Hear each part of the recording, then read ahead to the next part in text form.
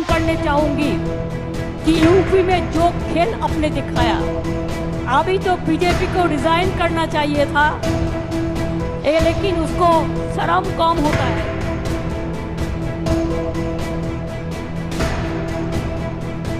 जो दिल्ली में सरकार में बैठे लोग हैं, वो सरकार चलने वाली नहीं है, वो सरकार गिरने वाली। आसमान से झमाझम बारिश हो रही थी, लेकिन न ममता बनर्जी मंच से हटी, न उनको सुनने आए समर्थक टस से मस हुए। ये नजारा है कोलकाता में हुए टीएमसी की शहीदी दिवस रैली का। इस रैली में ममता बनर्जी और टीएमसी नेताओं के अलावा अखिलेश यादव ने भी हिस्सा लिया।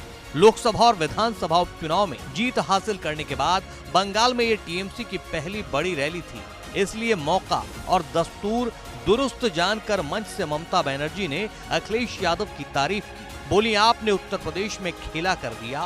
दीदी की इस तारीफ पर अखिलेश गदगद हो गए और हाथ जोड़ दिया। আমি अखिलेशকে জানাই बहुत बहुत धन्यवाद अखिलेश जी। मुंबई में आपका साथ मेरे को बात हुआ था और आपने मेरे को एक कहने पे स्वीकार कर लिया। आपने साथ में किरणमय, नंदी, ललित जी और भी बहुत सारे दोस्त को लेके आई हुई है। बंगाल का साथ मैं चाहती हूँ हिंदुस्तान का रिलेशन अच्छा हो। अरे शुरुआत हुआ आपका लिए, आपने आके हम लोगों को बहुत बहुत हम आपको शुक्रिया अदा करती हूँ। हम आपको पार्टी को, समाजवादी पार्टी को पहले अभिनंदन करने चाहूंगी कि यूपी में जो खेल आपने दिखाया, अभी तो बीजेपी को रिजाइन करना चाहिए था, लेकिन उसको शर्म कम होता है।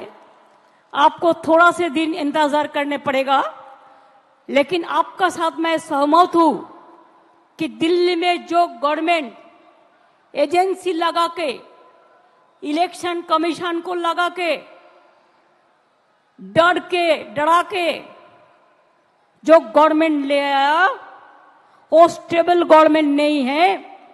कोई भी दिन हो जा सकता है। जैसे कभी धूप आता है, बारिश होता है, उसका बाद ऐसे बहुत दिन हो गया। Enough is enough. आज के आमार साथे श्रद्धेय सुभादा আমাদের सुबोधा बादशाह साहेब। ममता बनर्जी ने मंच से न सिर्फ अखिलेश यादव की तारीफ की, बल्कि मोदी सरकार का भविष्य भी बता डाला। ममता बनर्जी बोली, ज्यादा वक्त नहीं है, केंद्र की मोदी सरकार गिरने वाली है। दीदी के इसी मंच से अखिलेश यादव ने बंगाल की जनता की तारीफ की और उन्होंने भी कह दिया कि ये जो कुछ दिन के लिए सत्ता में आए हैं, ये कुछ दिनों के ही मेहमान हैं। इसलिए हर हाल में मैं किसी भी स्तर तक वो लोग गिर करके सत्ता में अपने हाथ में रखना चाहते हैं। हालांकि बंगाल ने, आप लोगों ने मिलकर के यहां मुकाबला किया, बीजेपी को हटा दिया, पीछे छोड़ दिया। यूपी भी आपके साथ रह करके पीछे छोड़ दिया। ये जो सत्ता में कुछ दिन के लिए आए हैं, ये कुछ दिन के मेहमान हैं। मैंने लोकसभा में भी कहा और आज भी कहता हूं, जो दिल्ली में सरकार में बैठे लोग हैं, वो सरकार चलने वाली नहीं है, वो सरकार गिरने वाली है। और हम और आप लोग देखेंगे एक दिन कि यही सरकार गिरेगी और हमारे आपके लिए खुशियों के दिन भी आएंगे।